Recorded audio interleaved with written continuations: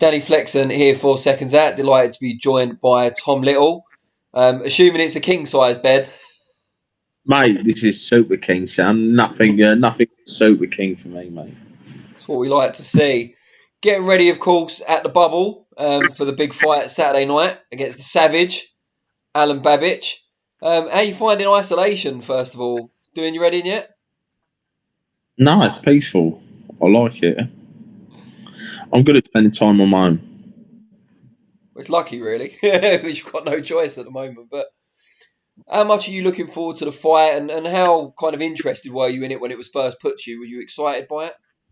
Mate, I'm so excited for this fight. Like, so excited. Like, I know I've done absolute everything right. I've done everything right, and I've nailed everything down to the T, down to the finest details. Dubois, Majidov, Ergovic, none of them has fought the meet. No, listen, is no way he's going to been able to prepare for this meet because there's never been this meet walk to a ring. And I can understand people's reservations might be because I've done a lot of talking before in the past, and that's how I've got myself into a lot of fights. But this year is, trust me, just tune in and see what I do to Babic. Like, genuinely, boxing ability's not been my problem. Heart's never been my problem. Conditioning has been. And as I see, when the minute that people will start believing when I jump on the scales Friday. What have been the main differences in terms of the conditioning? Like, why are you whipping yourself into shape for this one, whereas you haven't always in the past? You know what? I felt like I let myself down in Saudi. And my dad, I come home, my dad felt really ill. He had a really bad stroke, and he gave a lot of his life to my boxing. And listen, I just want to make sure that nobody's promised tomorrow, and I want to make sure that he knows that like everything he done for me was not for nothing. And I want to, before I get out of boxing, I want to win him and me little boy some silverware, so they know like they say, yeah, he won that. Like my little when I'm an old man, I'll fart moaning at him. So yeah, when my dad was a young man, he was a champion. My dad was a British champion. You know what I mean? And that's what I want. It was a big epiphany to me. Like I literally just worked hard. I turned this fight down first. I turned it down on the undercard when he fought Shaundale Winters. Yeah. I was like, I don't think about him now. I'm not going down that route because I had it in my head that on that same thing, what I want. Then I see him fight, and I rang Eddie up. I was like, I wish I took that fight. But I'd already been training. I said to Josh, Josh, that fight's there. I said, I'm the common denominator between him and FILIP HRGOVIC. I said, so that fight's going to come round. They're trying to sell him to the British public. I'm one name that the public know that FILIP HRGOVIC has fought. So, let's get a head start on it. So I worked hard. Then I messaged Eddie and said, wish I took that fight now. And he was like, it can still be made, blah, blah, blah. I was like, yeah. All right, just carried on training. Then I see him fight Niall Kennedy. And I was like, bro, I can take this guy so easy. Like, especially I'm looking in the gym, I know I can get him. And, I look. Eddie rang me straight out of the Niall Kennedy fight literally that night. Said, right, let's make this fight. Let's get this fight done. I was like, deal. There we go. There's the fight done. Deal. And just, mate, I just want to go and do what I know I'm full and plenty capable of. Like, it's not hard to train for someone like Babic. I've never studied people before, but I study him nightly, daily. Like, the only thing I can't tell you is his sleep pattern.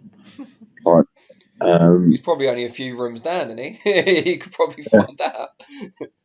Yeah, do you know what? If I was allowed out my room, I might go and play knock a door run on him. Yeah. How's your dad getting on now? Obviously, you said he suffered a stroke. He wasn't very well. Yeah, Joe White, my dad ain't the same as what he was, but he's coming back slowly but surely. And listen, I'm just happy to have him here with us. And it's been a big eye opener for me. Not just in boxing, in life in general. Don't take nothing or anybody here for granted. And yeah, so listen, it's a long road, and I'm sure whether he gets back to his best or not is but saying. But listen, to like I say to me dad daily, just be grateful that you're still here, and you're still about. Do you know what I mean? So yeah, but thank you very much for asking. He's doing all right. Good to hear. Still moaning at me about me boxing, so you don't. He's getting you ready to moan at your kid. That's how it works. Yeah, that's it. Yeah. We pass it on. You talked about some of the tough fights you've been in: Dubois, Majidov, Hrgovic. David Price was one, although that had a contentious finish. Do you regret taking some of those fights now, or is it the experience stands you in good stead? No, I think those fights are going to be the difference between me and Babic. I think I don't regret them. I don't regret anything really. I believe everything happens for a reason. Just got. I'm so switched on now. I've like they were hard fights. They made me realise a lot about my level and whatever not, and where I'm at and where I probably will be in boxing. And yeah, it's just one of them things. I've made myself a relevant person through taking hard fights. So like now, all I've got to do now is I'm in the situation where I can go and flip the script on its head and just make myself that standout character. And make myself known for better reasons other than getting my ass handed to me by a former Olympian. Which is never a nice thing to be known as. So yeah, just I don't regret it at all. I don't regret it. It's just I know my level, and I know my level is plenty to beat Babic's. Do you look back at some of the fights you had previous to those, like when you beat Sokolovsky, Josh Sandland, that was a good win. Tom Dallas springs to mind as well, and think the shape you were in then compared to now, if you could beat those guys, what could you achieve now? Yeah, that's what I'm thinking on. Listen, I had momentum then, and I was it like I'm in the same mental space as well. Like I'm very I'm more focused now. If anything, I'm more focused. I'm more determined. But I was just saying on another interview, like I'm willing to walk through hellfire to get. What's that? If someone said to me, every pound you own now, every pound you own, and every pound you're fighting for the weekend to guarantee the win, I say take it. So take it, have it. The win means more to me. The win, the getting that W. And Joe, what is that I've not felt this confident, and I'm more confident now since I fought Josh Sandland. I went out, I turned around to Ben in the corner. I said to him, I'll stop him this round. Ben went, just stick to your boxing. I went, I'll stop him. I said, I've seen it for 3 rounds. I know where it is. Just before the Tom Dallas fight, I walked out. Ben said, listen, 3 or 4 rounds, he's gonna lose idea what to do, then close the gap on him. I looked at Ben, I said, if he goes past the first round, I've lost. Literally run out and attack the guy.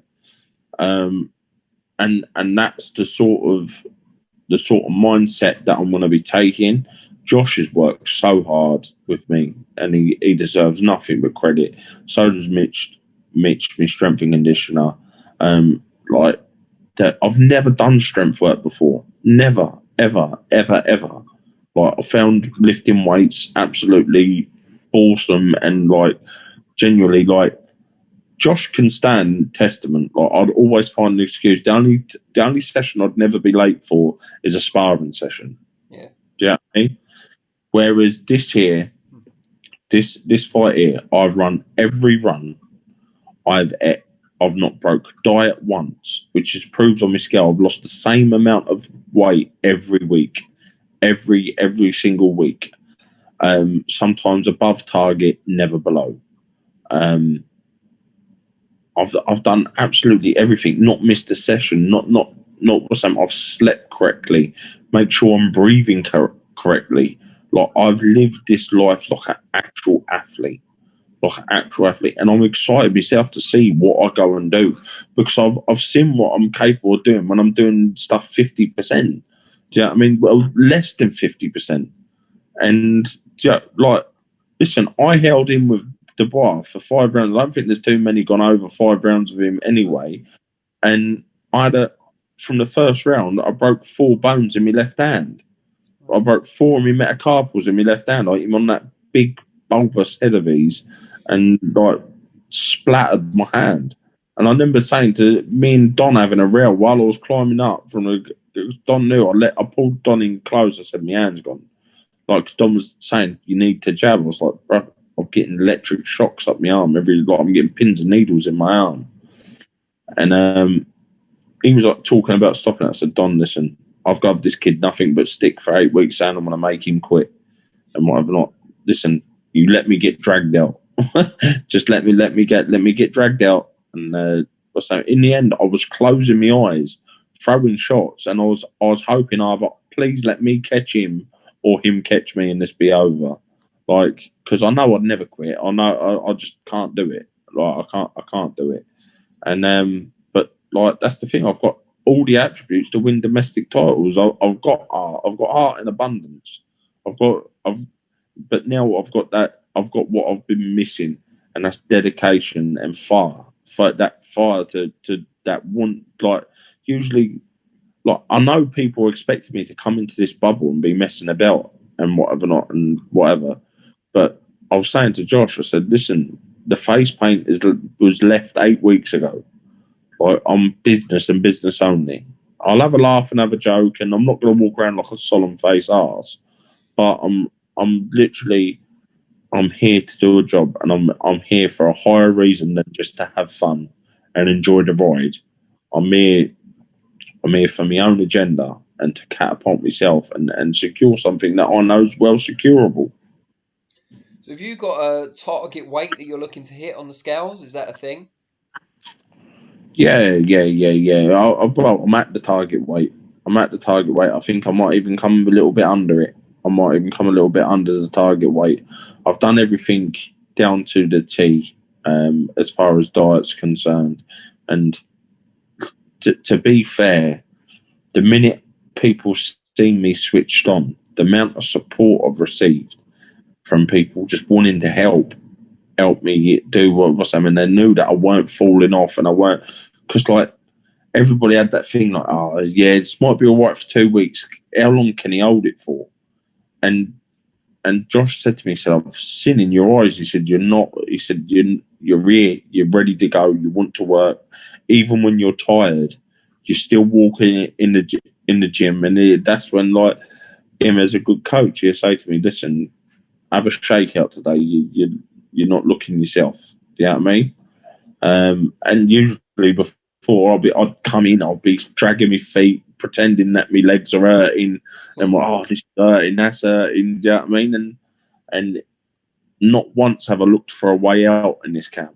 Not once. I've literally head down, hard graft, worked hard. I've sweated for this. I've bled for this. I've done everything. Now I owe it to myself, and I owe it to the people around me that's worked so hard with me to go out and get this win. And this is a catapult me. This is a gift back into the top 50. Like, this is a gift. Like FILIP HRGOVIC said to me the other day, this fight is a gift from God for you. He's not good enough to beat you. Like, that's his home countryman. They don't like each other though, do they? No, they don't. They don't like each other. No, they don't like each other. They don't like each other, and I like both of them. But he's tipping you then. Yeah, listen, Philip shared the ring with me. Philip knows that I'm an awkward customer, and I'll go Philip. He's moments of worry in that fight. Don't get mistaken about that. He was in trouble just before he caught me. I caught him with 2 very good shots. Wobbert scrambled his legs a bit, and I went after him. Didn't work out. I ended up running onto a massive right hand, and he opened my eye up for, I think it was 40 odd stitches I have in here. Horrible cut. But listen, he's a great fighter. He's going to be the next Vladimir Klitschko. Mark my words. He will rule that division for many years. He will. He will rule that division for many years. And I'm proud. I'm proud of myself for what I've done in fights like that. I'm not proud of the Saudi Arabia performance. I think that was horrible, and I let myself down. I really do. I feel like I let myself down, and I just let. I don't know if I let things get to me because I'm quite thick-skinned, but you know when you sit talking to people and whatever not, and you're selling stuff to someone and whatever not, but deep down in your head, you know how hard you've trained, and you know you could have done more. Yeah. You know you, or like even if I've convinced Josh that all right, I couldn't have run that such and such day because my legs were really tired. I know deep down in my heart, you could have run that day, Tom. You could have run that day, but you chose not to, and you're going to feel it tonight. And things like that. And then you get the other thing, the obvious things like, listen, there's a reason this man went to the Olympics and you didn't, son. Do you know what I mean? And yeah, but got none of that here. Got none of that here. As much as Babic's an enigma that nobody knows nothing about. Do you know what I mean? All they know is, as sure as hell, he's going to come out and attack me. But how do you attack a 6'6" man with a decent boxing IQ? And whether I'm viewed as a puncher or not, I'm not going to tickle you if you run head first into me. And I've got plenty enough inside me to not worry about what you're going to be throwing back. I'm going to be firing with you. So you want to be careful and keep your head down. Do you know what I mean? So yeah, just I know I don't see a way I lose. I don't see a way that I lose. I genuinely don't. I don't see a way that I lose. I don't see a way that he gets to me. I don't see a way that I get tired because I'm so fit. I done my last sparring session the other day. Done my last sparring session, worked at an insane pace, and I mean an insane pace.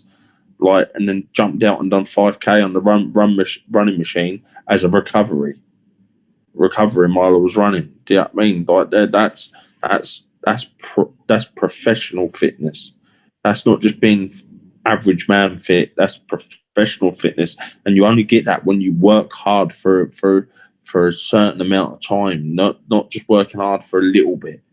I've worked harder and harder, week by week, day by day, ticking boxes, making sure, setting myself goals and targets, and making sure that I am, and not falling short, and punishing myself if I come close to failing, punishing myself to make sure that I don't do that again.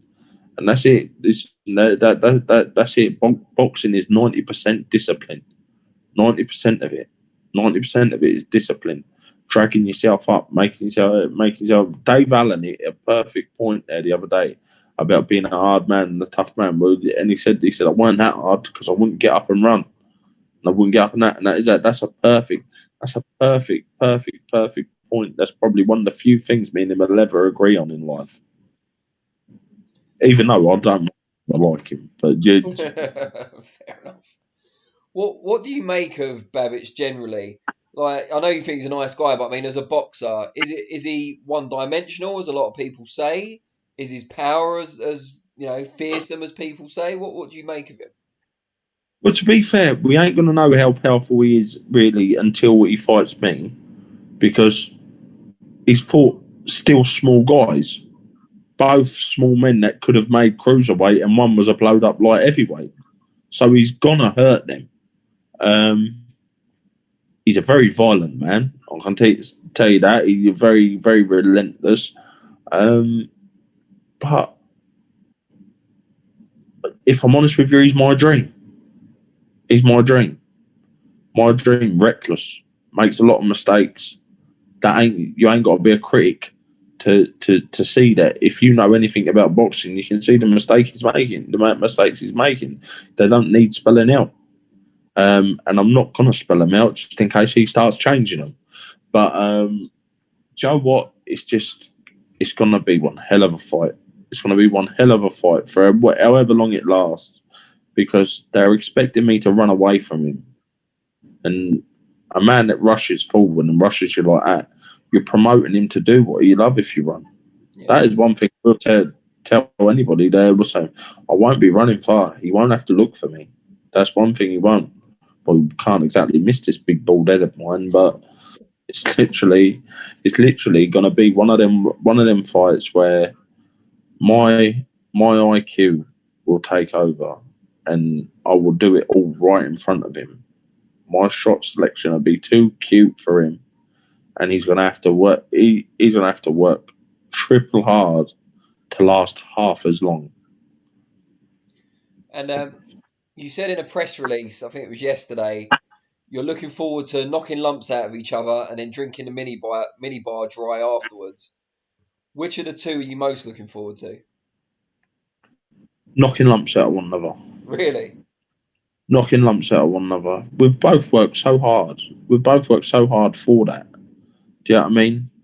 And listen, me and Babic will always be mates from this year, and I do generally believe when you share the ring with someone in that way, you get a bond with one another that can never be, and a respect for one another that can never ever be taken away. You've shared something very intimate with one another that can never be taken away. So we'll always be friends, and we'll always have time with one another. But what I want to do is I want to create a memory that will never ever ever be forgotten. In this fight, I want to make sure that everybody knows, you know what, fair play to him. And that ain't the end of it. 4 days off, back working, big 2021. That is what's on my mind, as I was saying. But first and foremost, Babic, nothing other than Babic. Make sure that you go out and you cement everything you've been willing yourself on, everything you've been chanting to yourself daily. When you're waking up at 6 o'clock in the morning, driving down that A1 to meet Josh and the strength and conditioning trainer, willing myself on, saying, "Come on, Tom, you got this here. You can do this." If I didn't have no ambition, I would not be waking up at 6 o'clock in the morning for the Lord Jesus Christ Himself. Do you know what I mean? So that is that. You know what I mean? But I've got ambition. I've got a fire in my belly what I should have had 6 years ago.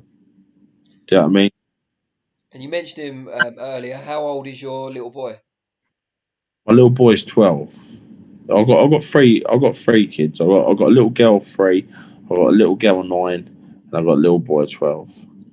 And how kind of behind you are they in terms of the boxing? How aware? I suppose the older two must be quite aware of what you do for a living by now. Yeah. Well, my little girl, my youngest, comes up to me, push. Oh, really? But he's me shadow boxing about and whatever not. But my little boy loves boxing. He's got more natural ability in his little finger than I've got in me full body. Unbelievable. He is genuinely unbelievable. Now, listen, I don't want him to box. I don't want him to fight. And I say this to everybody: boxing is the most beautiful sport in the world, but it's the most horrible business. Do you know what I mean? I know he can look after himself. I know he can hold his hands up. I ain't got to worry about him ever being bullied. But it's come to the point where he's going on. I want to box. I want to fight. Dad, I want to fight. And I think to myself, who am I to tell you no? Do you know what I mean? Who am I to say no? So I think next year I'm going to let him have a couple of tussles. I took him to have a spar before. I watched him have a spar. He done really well. So yeah, he loves boxing. He got a very good boxing brain. He can sit there and he can, from a young age, he's been able to pick things out that people are doing wrong and whatever. Not very educated at it. So yeah, he loves his boxing. But I just want to make sure, say, right, listen, son, go and top that. Go and top a British title. Go and top a British title, which I don't doubt for a second he would. Give him a legacy to go and build on. Yeah, definitely. Seems to be working out for the others, doesn't it, eh? Well, yeah. Good stuff. Well, I really appreciate your time. Very best of luck, obviously, for Saturday night. And it's probably the fight on the bill I'm most looking forward to. So hopefully it's as exciting as it seems like it's going to be. Thank you, Danny. Listen, I really appreciate your time and thank you for the interview. And listen, I promise everyone, hand on heart, Listen, I've talked a lot of cheap shit talk before. Excuse my French, but listen, this is it. This is it. I mean this here. I'm going to give my heart and soul, and everyone will see my 8 weeks of graft. If he comes out and he wants to empty the tank in the first round, I've got 8 of them rounds in me. I know I've got them because I've banked them and I've been there every day to deposit them in there. They're banked. They're done. So he wants to empty the tank in the first round. I've got 8 empty the tank rounds in me. So let's go. Let's go. Let's have it. As Dylan White would say, maximum violence. Brilliant. Well, I can't think anyone out there won't look forward to that. So great stuff. Brilliant. Thank you very much, Dan. Cheers, mate. Enjoy the rest of the week. Bless you, bro. Thank you. Take care. See you later.